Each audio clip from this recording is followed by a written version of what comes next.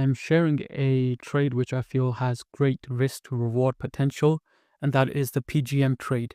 But this video will primarily cover the PGM thesis and why I'm bullish on it. The biggest issue with PGMs is that the primary demand comes from catalytic converters, and with the rise of EVs, that demand is under threat. EVs don't need catalyst converters, hence we'll all be driving EVs in like 5 years. We don't need PGMs. So if you're a high-cost producer of PGMs, the market is in slow decline due to EV adoptions, and the outlook seems bleak. Industry forecasts reflect this. Most predict flat or declining demand and basically terminal death after 2030. But here's the other side of the story. EV adoption projections might be way too optimistic. Instead of a full shift to EVs, I expect hybrids to take a much larger share of the market than is expected. As we can see from the following chart, this chart showcases all new vehicle sales in 2024, and it clearly shows that hybrids, and let's include plug-in hybrids, actually account for 37% of all new cars, whereas battery vehicles only accounted for 13%. We also see the internal combustion engine staying quite strong at over 40% if we include diesel and petrol. This matters because hybrids actually require more PGMs than the traditional internal combustion engine. Due to the frequent nature of starting and stopping, the catalyst converters have to work harder and operate at lower temperatures.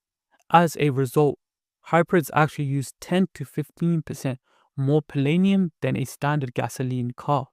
I believe that's a demand factor that many are overlooking. Beyond this, we also have increasingly more strict global emission regulations. In Europe, we have Euro 7 standards, which require even more effective catalyst converters. And also, developing countries are implementing a lot of stricter rules regarding emissions to combat air pollution.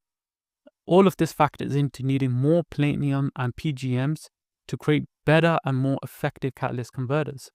We shall also factor in demand from the US, as generally in the US, there are larger vehicles like SUV and trucks, and also heavy-duty transportation vehicles, which actually rely on a three-way catalyst converter, which rely heavily on more PGM material. So while the market is pricing in long-term decline for PGMs, I think the reality is way more complex. We also have not factored in hydrogen technology, but I feel like that is kind of a little bit far away. But in the near term, I feel like the hybrid growth is really going to impact the demand for palladium. So my takeaway that PGMs aren't going away, they're more so evolving. Now the real story might here be actually the supply side, because even if demand weakens, the reality is that supply is already struggling to keep up. So for platinum, only 72% of demand is recovered from new mining outputs. For palladium, it's 65%, and rhodium is a mere 62%. Recycling has helped in the past with these volumes, but the reality is that we're just not mining enough of this to keep up with the current demand that is today. It's also quite telling that 1 ounce bar of palladium now trades at nearly 30% premium to the future spot price, a clear sign that there is tight supply in the market. Now let's talk about where this supply comes from. South Africa and Zimbabwe account for 82% of mined platinum, 87% of rhodium, and 43% of palladium. Russia is another key player, producing over 40% of the world's platinum supply and more than 10% of palladium and rhodium. This means nearly the entire PGM supply chain is concentrated in just a few unstable regions. South Africa is battling power shortages, labor disputes, and infrastructure failures.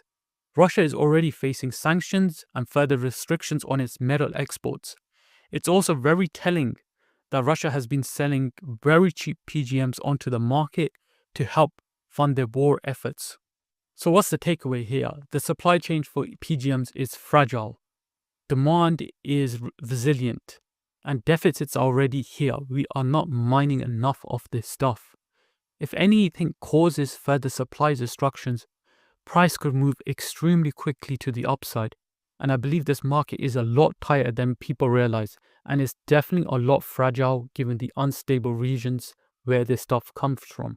And this is a key component to vehicles at this current stage. So as you can see, PGM market is facing some serious challenges. If you're looking to capitalize on these trends, it's not just about knowing the market dynamics, but it's also knowing how to invest strategically.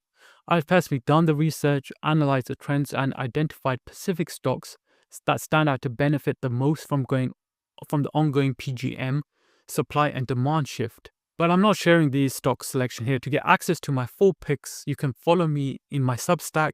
It's linked below, and I'm going to cover all of the stocks I'm personally investing in to capture this highly volatile trade.